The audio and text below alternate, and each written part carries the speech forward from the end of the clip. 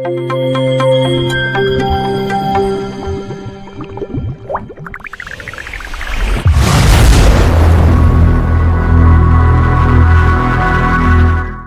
दोस्तों, welcome back to nitro chemistry. आज हम पढ़ने वाले हैं फिजिकल केमिस्ट्री का एक वेरी इंपॉर्टेंट चैप्टर जिसका नाम है केमिकल काइनेटिक्स। तो पहले देखिए कि यहाँ पे जो लिखा है केमिकल काइनेटिक्स, उसका मतलब क्या है। कोई भी चैप्टर पढ़ने से पहले आपको दो चीज खुद को पूछना चाहिए कि हम क्यों पढ़ रहे हैं और इसका फिजिकल लाइफ में यूजेस क्या है। तो आज जो चैप्टर पढ़ने वाले हैं उसका नाम है केमिकल काइनेटिक्स। तो केमिकल काइनेटिक्स का मतलब क्या है, जैसे कि आप देख सकते हैं यहाँ पे लिखा हुआ है केमिकल काइनेटिक्स। केमिकल का मतलब यहाँ पे है कोई भी केमिकल सब्सटेंसेस, चाहे वो वाटर से लेके कोई भी ऑर्गेनिक सब्सटेंस जो आप डेली लाइफ में यूज करते हैं, वाटर, उसके बाद डिटर्जेंट, सब एक केमिकल सब्सटेंस के कैटेगरीज में आता है। और यहाँ पे काइनेटिक्स का मतलब क्या है, काइनेटिक्स होता है स्पीड ऑफ द रिएक्शन, या फिर उसको हम ऐसे बोल सकते हैं, केमिकल काइनेटिक्स को डिफाइन करने के लिए हम ऐसे बोल सकते हैं कि केमिकल काइनेटिक्स होता है रेट ऑफ रिएक्शन, या फिर स्पीड ऑफ रिएक्शन, या फिर हो सकता है वेलोसिटी ऑफ रिएक्शन। आप किसी भी टर्म में उसको एक्सप्रेस कर सकते हैं। यहाँ पे एक नया टर्म इंट्रोड्यूस होता है जिसका नाम है rate of reaction. Rate of reaction क्या होता है, चलिए मैं लिखता हूं रेट ऑफ रिएक्शन का डेफिनेशन और समझते हैं क्या होता है rate of reaction.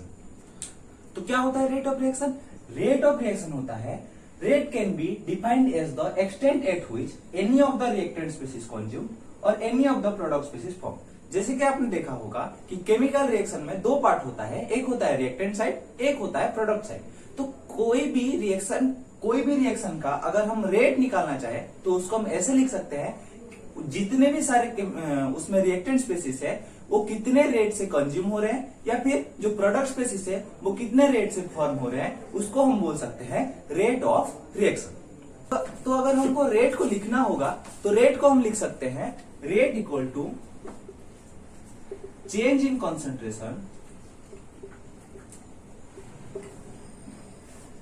Divided by unit time.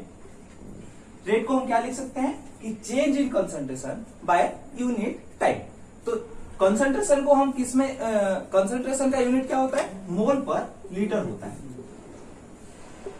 और टाइम का यूनिट क्या होता है, सेकेंड होता है। तो ऐसे ही रेट का यूनिट क्या बना, मोल और लीटर इनवर्स सेकेंड इनवर्स, ये होता है रेट का यूनिट। जैसे कि हमने देखा कि रेट को हम रिएक्टेंट के टर्म में भी लिख सकते हैं और प्रोडक्ट के टर्म में भी लिख सकते हैं। अगर मान लो हमारे पास एक रिएक्शन दिया गया है R, P में फॉर्म हो रहा है, जो यहाँ पे रिएक्टेंट क्या है R और प्रोडक्ट क्या है P। मान लो कि जब टाइम 0 था तो हमारे पास रिएक्टेंट था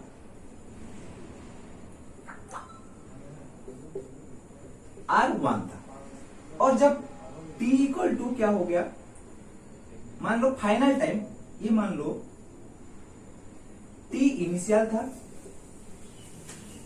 और T फाइनल था। तो इनिशियल टाइम में मान लो हमारे पास रिएक्टेंट था R1 और फाइनल टाइम में हमारे पास रिएक्टेंट है R2। वही हमारे पास इनिशियल टाइम में प्रोडक्ट था P1 और फाइनल टाइम में प्रोडक्ट था P2।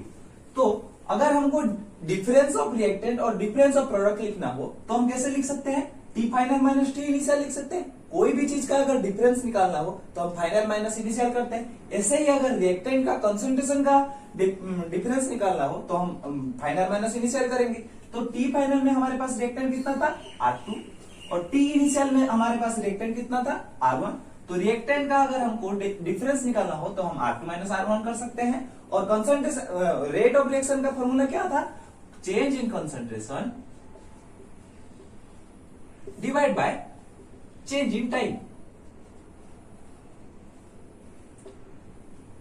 तो हमने ये पढ़ा होगा कि चेंज को हम कैसे डिनोट करते हैं, डेल्टा से डिनोट करते हैं। तो चेंज इन कंसंट्रेशन मतलब डेल्टा आर, और चेंज इन टाइम मतलब डेल्टा टी। ये जो है ये कंसंट्रेशन का साइन है। कंसंट्रेशन को हमेशा याद रखिए स्क्वायर ब्रैकेट में लिखा जाता है, ठीक है। तो रिएक्टेंट का कंसंट्रेशन का डिफरेंस हमने कैसे लिखा, R2 माइनस R1, और टाइम का डिफरेंस हमको कैसे लिखना पड़ेगा, T final minus T initial. मान लो T फाइनल को हम डिनोट करते हैं T2 से, T इनिशियल को डिनोट करते हैं T1 से। तो अगर हमको चेंज इन टाइम लिखना होगा तो हम कैसे लिखेंगे, T2 माइनस T1। ये किसके टर्म में हमने रेट ऑफ रिएक्शन को लिखा, रिएक्टेंट के टर्म में, क्योंकि यहाँ पे रिएक्टेंट को मेंशन किया गया है। वही अगर हमको प्रोडक्ट के टर्म में लिखना होगा तो प्रोडक्ट के लिए भी सेम है, change in concentration by change in time. तो टी फाइनल में प्रोडक्ट का कंसंट्रेशन कितना था, P2, और टी इनिशियल में प्रोडक्ट का कंसंट्रेशन कितना था, P1। तो अगर हमको रेट ऑफ रिएक्शन दिखाना होगा तो कैसे लिखेंगे हम प्रोडक्ट के टर्म में, P2 minus P1 equal to T2 minus T1। अच्छा, जैसे कि हम पढ़े कि रेट ऑफ रिएक्शन में ऐसे लिख सकते हैं, T2 minus T1 by R2 minus R1 by T2 minus T1, या फिर P2 minus P1 by T2 minus T1। ये किसके टर्म में है, रिएक्टेंट के टर्म में है, और ये किसके टर्म में है, प्रोडक्ट के टर्म में है। तो अगर कोई रिएक्शन का रेट ऑफ रिएक्शन निकालना होगा, चाहे वो रिएक्टेंट के टर्म में हो या फिर चाहे प्रोडक्ट के टर्म हो, वो हमेशा इक्वल होता है। क्यों? क्योंकि रेट ऑफ रिएक्शन कोई स्पेसिफिक रिएक्टेंट या प्रोडक्ट के लिए नहीं होता है, वो पूरा रिएक्शन का स्पीड को दर्शाता है। तो अगर चाहे हम रिएक्टेंट के टर्म में लिखें या फिर प्रोडक्ट के टर्म में लिखें, वो इक्वल होता है। तो हम कैसे लिख सकते हैं, R2 minus R1 by T2 minus T1 equal to P2 minus P1 by T2 minus T1। तो R2 माइनस R1 को हम लिख सकते हैं del R bye T2 minus T1 को लिख सकते हैं del T, P2 minus P1 को लिख सकते हैं डेल P, और T2 माइनस T1 को लिख सकते हैं डेल T। अच्छा, आगे आपका formula change in concentration by change in time, जो कि हम लिखे हैं चेंज इन कंसंट्रेशन यहाँ पे बाय चेंज इन टाइम। लेकिन आपको लग रहा होगा कि बुक में तो रिएक्टेंट के पहले एक माइनस सिंबल रहता है। अभी देखेंगे उसके पीछे का कॉन्सेप्ट। हमने देखा कि change in concentration by change in time तो हम लिखे, लेकिन ये माइनस साइन कहां से ऐड होता है, उसको देखने के लिए चलिए समझते हैं उसके पीछे का कॉन्सेप्ट। एक छोटा सा एग्जांपल देता हूं, उससे आपको अच्छे से समझ आ जाएगा कि रिएक्टेंट के डिफरेंस के पहले माइनस साइन क्यों लगा होता है। ठीक है, देखिए, मान लो आपके पास 10 टफीस है और आपने अपने दोस्त को, ये है आप, ये आपके दोस्त, मान लो आपके पास 10 चॉकलेट है, ठीक है, और आप अपने फ्रेंड को, आपके फ्रेंड के पास इनिशियली कितना चॉकलेट है, 0। मान लो आप अपने 10 चॉकलेट में से 5 चॉकलेट अपने दोस्त को दे दी, तो आपके पास बचा कितना, 5, और आपके दोस्त के पास कितना चॉकलेट बचा, 5। तो अगर आपके चॉकलेट का डिफरेंस निकालना हो तो क्या बोल सकते हैं कि फाइनल माइनस इनिशियल, ये फाइनल है, ये इनिशियल है, तो फाइनल माइनस इनिशियल करेंगे तो कितना बचेगा आपके पास, -5। लेकिन वही अगर आपके फ्रेंड के पास का चॉकलेट का डिफरेंस निकालना हो तो कैसे बोलेंगे, 5 माइनस 0, फाइनल माइनस इनिशियल। तो आपके दोस्त के पास कितना चॉकलेट बचा, 5 चॉकलेट बचा। तो ये जो आपके पास -5 चॉकलेट बचा है, क्या इसका कुछ फिजिकल सिग्निफिकेंस है, नहीं है, क्योंकि -5 चॉकलेट का मीनिंग क्या ही हो सकता है। ठीक है, इसीलिए रिएक्टेंट और प्रोडक्ट के केस में भी सिमिलर होता है। जब रिएक्टेंट क्या होता है, पहले बहुत अमाउंट में होता है, वो धीरे धीरे प्रोडक्ट में फॉर्म होता है।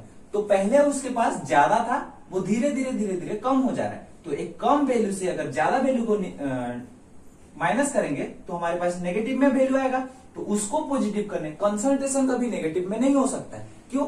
वो कोई अमाउंट है, आपके पास अगर 10 चॉकलेट है, वो कैसे नेगेटिव में हो सकता है, नहीं हो सकता है। इसीलिए क्या होता है कि कंसंट्रेशन को पॉजिटिव करने के लिए रिएक्टेंट के टर्म में इसमें हम ऐड करते हैं नेगेटिव वैल्यू। लेकिन वही प्रोडक्ट के टर्म में क्या होता है, प्रोडक्ट के पास तो पहले बहुत कम था और लेकिन वो धीरे धीरे ज्यादा हो रहा है, तो ज्यादा से कम वैल्यू माइनस करने पे प्लस साइन में आएगा। तो उसके पहले हमको प्लस साइन लगाने का कुछ जरूरत ही नहीं पड़ा। समझ में आ गया?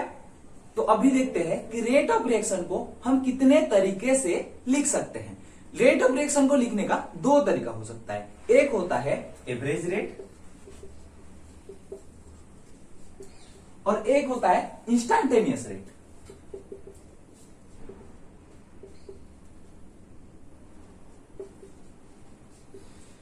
तो अगर हमको कोई बड़ा इंटरवल ऑफ टाइम के लिए, जैसे कि हम देखें रेट ऑफ रिएक्शन का क्या था, change in concentration by change in time. अगर मान लो ये चेंज इन टाइम एक बड़ा इंटरवल है तो उसको हम लिखेंगे एवरेज रेट से, और अगर हमको एक चेंज इन टाइम का अमाउंट बहुत स्मॉल है तो उसको हम लिखेंगे इंस्टेंटेनियस रेट में। तो अगर एवरेज रेट का साइन क्या होता है, एवरेज रेट को हमेशा डेल से लिखा जाता है, और इंस्टेंटेनियस रेट को हम डी सिंबल से रिप्रेजेंट करते हैं। यही है एवरेज रेट और इंस्टेंटेनियस रेट में फर्क। अच्छा, एग्जांपल से समझते हैं कि एवरेज रेट और इंस्टेंटेनियस रेट कैसा लिखा जा सकता है।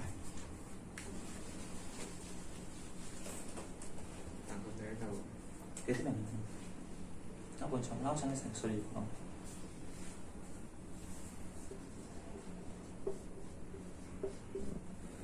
मान लो आपके पास एक रिएक्शन दिया गया है 2R 3P में कन्वर्ट हो रहा है। यहां पे रिएक्टेंट क्या है 2R और प्रोडक्ट क्या है 3P।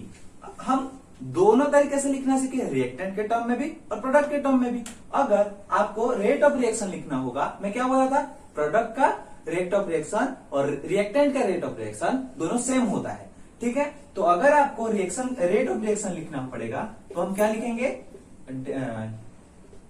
Del R by del T equal to del P by del T. और क्या बोला था कि रिएक्टेंट के रेट के पहले एक माइनस साइन लगाते हैं, क्यों, क्योंकि उसका वैल्यू नेगेटिव में आता है। उसको पॉजिटिव करने के लिए हम क्या करते हैं कि रिएक्टेंट के कंसंट्रेशन के चेंज के पहले एक माइनस साइन लगाते हैं। अभी देखते हैं कि ये रेट ऑफ रिएक्शन जो लिखे हैं वो सही है कि नहीं है और किस टर्म में लिखा गया है। अगर मैं बोला था कि एवरेज रेट को किससे लिखते हैं, डेल से लिखते हैं, और इंस्टेंटेनियस रेट को किससे लिखते हैं, डी से लिखते हैं। ये किस टर्म में लिखा गया है, डेल के टर्म में लिखा गया है, तो इसको क्या बोलेंगे, एवरेज रेट ऑफ रिएक्शन। अगर हम उसको D R by D T D P by D T को टर्म में लिखेंगे तो उसको बोलेंगे इंस्टेंटेनियस रेट है। लेकिन ये जो हम रेट ऑफ रिएक्शन लिखे हैं वो गलत है। क्यों, क्योंकि यहाँ पे कोफिशिएंट जो दिया है उसका हम यूज नहीं किए हैं। वो कैसे यूज होता है, देखिए, जब हम एक रिएक्शन परफॉर्म कर रहे हैं, मान लो हमारे पास एक रिएक्शन है 2A प्रोडक्ट में फॉर्म हो रहा है, तो यहाँ पे इसका अगर आपको मोल कंसेप्ट का थोड़ा भी आइडिया होगा तो आपने क्या देखा होगा कि यहाँ पे जो कोफिशिएंट होता है ये क्या दर्शाता है कि 2 टाइम अगर A कंज्यूम हो रहा है तभी जाके 1 प्रोडक्ट फॉर्म हो रहा है। तो मैंने बोला था कि रेट ऑफ रिएक्शन क्या होता है, यूनिफॉर्मली रेट रिएक्टेंट के लिए भी होता है और प्रोडक्ट के लिए भी होता है। तो अगर देखेंगे हम कि ज्यादा मतलब A क्या होता है, ज्यादा कंज्यूम हो रहा है तभी प्रोडक्ट P1 प्रोडक्ट फॉर्म हो रहा है। तो P ज्यादा मतलब A क्या होता है, ज्यादा जल्दी कंज्यूम हो जाता है, लेकिन P तो धीरे फॉर्म होता है। तो उसको यूनिफॉर्म करने के लिए क्या करते हैं कि जैसे 2 जो A ज्यादा कंज्यूम ना हो, इसीलिए हम क्या करते हैं, स्टोइकियोमेट्री वैल्यू को हम डिनोमिनेटर में हम बाय कर देते हैं। तभी क्या हो जाता है कि रेट ऑफ रिएक्शन यूनिफॉर्म हो जाता है, रिएक्टेंट के टर्म में भी और प्रोडक्ट के टर्म में भी। यहाँ पे जैसे हम अभी इस रिएक्शन में आएंगे तो यहाँ पे रिएक्टेंट क्या है 2R और प्रोडक्ट क्या है 3P। तो यहाँ पे रिएक्टेंट के पहले जो स्टोइकियोमेट्रिक कोफिशिएंट है वो क्या है 2 है, तो उसको हम लिख सकते हैं 1/2। क्यों, रेट ऑफ रिएक्शन को यूनिफॉर्म करने के लिए रिएक्टेंट और प्रोडक्ट दोनों के टर्म में। तो यहाँ पे रिएक्टेंट के पहले जो कोफिशिएंट है उसको डिवाइड में डाल दो, यहाँ पे प्रोडक्ट के टर्म में जो कोफिशिएंट है उसको भी डिनोमिनेटर में डाल दो। तो अभी रेट ऑफ रिएक्शन क्या बन गया, -1/2 dr/dt +1/3/dp/dt। ये हो गया आपके पास रेट ऑफ रिएक्शन एक सही मायने में। ये अभी परफेक्ट रेट ऑफ रिएक्शन निकल गया है। चलिए और एक एग्जांपल देखते हैं और इस वीडियो को खत्म करते हैं। मान लो आपके पास एक एग्जांपल गिवन है जो कि है α a + β b given raise to gamma c + delta d। अगर आपको इस रिएक्शन के लिए रेट ऑफ रिएक्शन लिखना होगा तो आप कैसे लिख सकते हैं, rate of reaction equal to 1/α। गलत है या सही है, गलत है, क्योंकि माइनस साइन लगना जरूरी है। Del A sorry D A by D T equal to -1 by beta D B by D T equal to +1 by gamma D C by D T equal to +1 by delta D D by D T. ये आपका क्या हो गया इस reaction के लिए rate of reaction. तो आज के लेक्चर में आपके लिए इतना ही। आगे आगे हम पढ़ेंगे क्या होता है rate of appearance, rate of disappearance, आपका पढ़ेंगे ऑर्डर क्या होता है, मॉलिक्यूलरिटी क्या होता है, किसी भी ऑर्डर के लिए आपको रेट ऑफ रिएक्शन का क्या एक्सप्रेशन होगा उसको निकालना समझ लेंगे। उसके बाद कौन कौन सा फैक्टर इफेक्ट करता है रेट ऑफ रिएक्शन को वो भी समझेंगे। हमारे साथ जुड़े रहिए, क्यूरियस रहिए, पढ़ाई करते रहिए और सब्सक्राइब और लाइक करना ना भूलें। Happy learning.